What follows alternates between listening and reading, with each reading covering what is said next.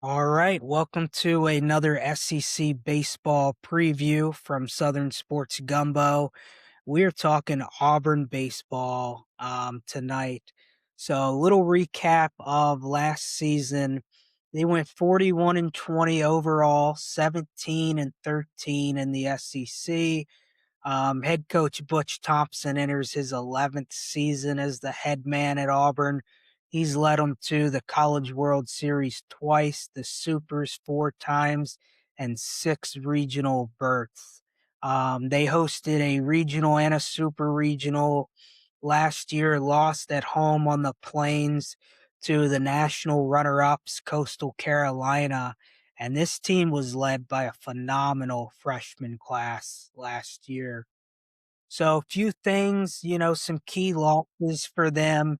Outfielder catcher Ike Irish was drafted in the first round after hitting 364 with 19 homers and 58 RBIs, and he really ramped up in SEC play last year.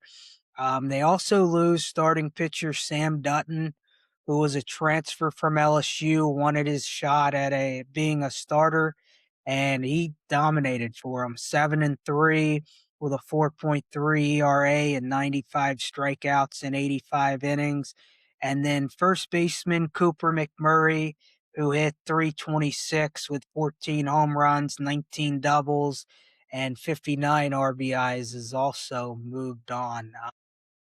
But they're key returners in the field. For me, this is a trio of freshmen last year, and it all starts with second baseman Chris Rembert, who may even see some time at shortstop this year, even played a little outfield last year.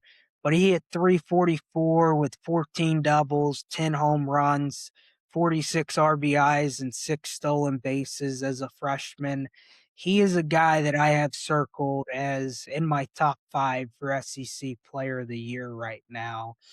Another freshman from last year's team, outfielder Bub Terrell, hit 300 with 17 doubles, five home runs, and 41 RBIs. And then catcher Chase Fralick hit 335, 17 doubles, four home runs, and 41 RBIs. So they've got a really solid foundation in the field of just a core of freshmen last year. And then you look at the mound, midweek guy Christian Chatterton had a 4.47 ERA in 52 innings across 14 starts with 60 strikeouts. He was also a freshman. Andreas Alvarez is also back after a mixed role of starting and coming out of the pen last year. 4.8 ERA, 34 Ks through 45 innings. And then Griffin Graves, a guy who Auburn fans are really excited about. He will miss opening weekend, but should be back the second week. Logged 23 innings and struck out 24. And then a few key additions for them. Losing Cooper McMurray at first base. They brought in Todd Clay from UAB, who hit 361, 13 doubles, 51 RBIs, and for a first baseman had more walks at 39 than his 30 strikeouts. So I always love to see when a first baseman or third baseman can, have the type of plate discipline that he had. Then two pitchers that I like that they brought in from the portal. Jake Marciano, he was a starting pitcher at Virginia Tech last year as a freshman. Went 4-2, um, 71 punch outs in 60 innings, and then Drew Whalen from Western Kentucky's coming off a all conference season, 3.53 ERA, 90 punch outs in 81 innings.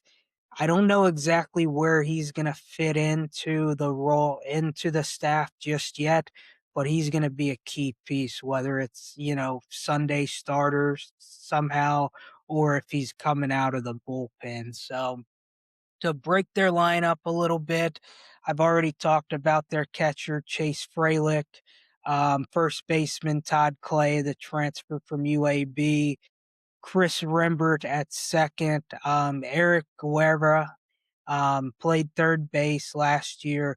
He's been injured his 2 previous years on campus, but the folks in Auburn feel like he's healthy now, ready to go. He did show a little bit of power with 5 home runs. And then Ryan Farber, a transfer from Texas State, is penciled in as their opening day shortstop. Then you've got Bub Terrell, the freshman from last year in left field, Bristol Carter in center field, who, was a guy they were excited about transferring in last year. He battled the injury bug a little bit. He's gotten bigger and faster in the off season. And then you've got Cade Blue, who was another guy who was a little banged up last year. And then Lucas Still at DH. He had 9 home runs last year, 45 RBIs. Well, he's going to be another key piece for them. On the mound, Ethan Graves projects to be their Friday night guy. However, he won't week 1 as he's working his way back from an injury. Yeah, they've got quite a few guys that can all go. We talked about Drew Wallen and Jake Marciano, Dreas Alvarez, Christian Chatterton, Jackson Sanders are all guys who are going to compete. I think it shakes out. Jake Marciano is going to be a starting pitcher. I think Andreas Alvarez, at least at the early part of the season, wins that Sunday role. And then I have guys like Waylon Sanders and Chatterton who can come in out of the bullpen. This is going to be a huge plus for this team. And they've got Ryan Hetzler back. He's going to be the closer. He had 8 saves last year, 25 strikeouts to just 4 walks in 35 innings pitched. So he brings a lot to the table. Now, my breakout players for Auburn this year, Jake Marciano, he's my biggest pick to click for them. He's got a 4-pitch mix with a fastball sitting in the low 90s, really good spin rate, a cutter around 83, slider in the mid to upper 70s, and a changeup sitting around 80. With a really good uh, strikeout to walk total, struck out 71 batters to just 18 walks. He's got one of the highest floors of pitchers on this team. Next pick for a breakout for me is going to be their third baseman, Eric Guerra. As a part-time player last year due to injury, he still hit 325, 11 doubles, 5 home runs. And now that he's been healthy all season, he's going to pose as a weapon both in the field and at the plate. And then something very weird for me, I would normally never pick a closer as a breakout player, but Hetzler, with his 8 saves through 35 innings, really good 25-4 strikeout to walk ratio. I think he's poised for a huge season and could see close to that 20 number in saves this year. So to break down their schedule a little bit, they are playing the second weekend of the season against K-State, Louisville, and Florida State in a tournament at Globe Life.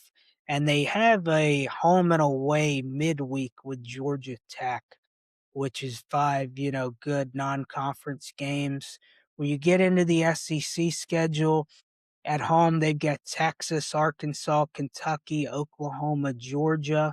On the road, they play Missouri, Alabama, Florida, Texas A&M, and Mississippi State. So the teams they get to miss are LSU, Tennessee, Vanderbilt, Ole Miss, and South Carolina. It's kind of my thoughts on how their schedule shakes out. Is missing LSU, Tennessee, and Vandy are pretty big. The road series against Florida, Mississippi State, and A&M do pose a challenge, but hosting Texas, Arkansas, and Georgia, even though they'll be tough matchups, I like the way they match up against those teams. So overall, I think they have a pretty balanced slate and should be happy with the draw overall. Kind of my little wrap up thoughts on them, and then I'll go to you, Kevin. After losing in the super regionals at home to Coastal Carolina, who did go on to play for a national championship, that was a tough way to end their season. Man, this Auburn team is gonna be one that's led with Chris Rembert, a guy who I talked as a potential SEC Player of the Year, Bub Terrell, Chase Fralick, 4 other returning starters at the plate. On the mound, this team is that deep as well. While I do question their ability of having, like, a true Friday night ace, I think they have a lot of depth from last year, with guys like Chatterton, Fisher, Alvarez, Graves, Hetzler. They bring back almost 200 innings of work while adding key pieces like Marciano and Whalen. So I think Auburn's going to be one of the top teams in the SEC if the depth and experience on the mound shows true. After a 17 and 13 season in league play last year, I would have them hosting again right now. I think the floor for this team is around 16 and 14, maybe 15 and 15. But if things click and go right, I could see this being an 18 to 20 win league team this year. So all the fans on the plains should be excited for another good year led by a bunch of star-studded sophomores at the plate. What do you think, Kevin? Yeah, so I really like this team. I liked them last year, and I really do like them this year. And let me say, I think it starts at the top with Butch Thompson. I don't think he's gotten the national credit that he deserves yet. I think he's one of the better coaches in the SEC. I'll put him up there. I think obviously you have Jay Johnson, Van Horn, Slotsnagel at Texas. Those are your top three. But I put him right below those guys as in that next level. And if he has a good year and they go to the College World Series, you might could put him right up there with him. He does a really good job of coaching this team up. He does a really good job to me with their mentality and how they play and keeping them, sharp mentally. And I do like the point that you make with their pitching staff having over 200 innings. And I think again, if you go back to how they pitched last year, I think you could probably expect the same. They really didn't have a true number one last year as far as a Friday number one. Now Dutton stepped into that role and pitched pretty well for him and got wins. But at this time last year, most people didn't expect Dutton to even be in the 1, 2, or 3 slot. So I think when you have guys like Chatterton, Marciano, Whalen, Alvarez, somebody's going to emerge and into that role. Griffin Grace potentially, but I could also see with him being a left-hander, they used him a lot last year as the guy that would come in fourth or fifth inning, give him 3 innings, and get him a win. And they might use him twice on the weekends. And I wouldn't be surprised if the other guys settle in to the or Friday to Sunday rolls. I wouldn't be surprised if they use him that way again to try to get him into games twice on the weekend, kind of like Tennessee did with Snead last year. So we'll see. He's a good pitcher, but I can see him using him as a utility guy to try to help him get 2 wins on the weekends. And then, like you mentioned, Hetzler. Their lineup, I really like their lineup. And again, Fralick and Rembert to me are already stars the way that they played as freshmen. I really like Terrell to emerge this year. He was solid as a freshman. Didn't hit for a lot of power, but I think we see him increase that power this year, and I think he'll take a jump and hit 10 home runs. Another guy that I think will emerge. Sometimes you look at guys that come on at the end of the season and play well at the end, and they carry that over in the next year. I think that's Lucas Steele.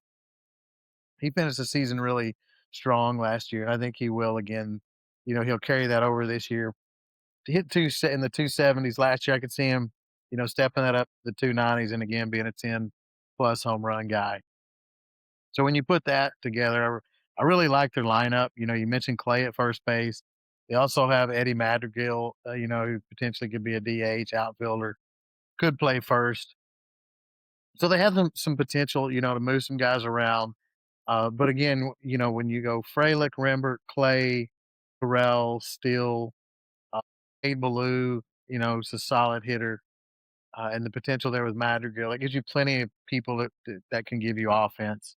And I agree, Rembert is a potential SEC player of the year, depending on where they play. So I really like this team. You look at all the preseason polls, everybody has them in their top 10. And I think that's fitting. You don't really always think of Auburn baseball as a top 10 team, but I think the job that Thompson's done that puts them definitely there. And I also really, looking at last year, they lost to Coastal Carolina, who had good pitching, and that pitching came through. They came back in that second game and almost got that game. And people looked at it as an upset, but to me, when you look at the way the College World Series played out, Coastal was a really good team. They had good players and position players, and they had some really good pitching depth. So to me, they just lost to a good team, but doesn't take anything away from them. So I like this Auburn team.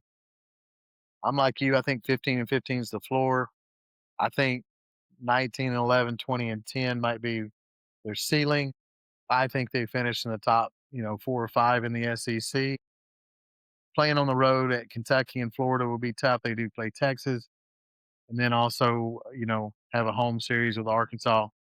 I like that midweek. I like the fact that they're playing those midweek games with Georgia Tech too, along with Nebraska and some of the other non-conference games. And to me, that just fits Thompson's personality. To me, he's a coach that just likes to compete. So I really like this team.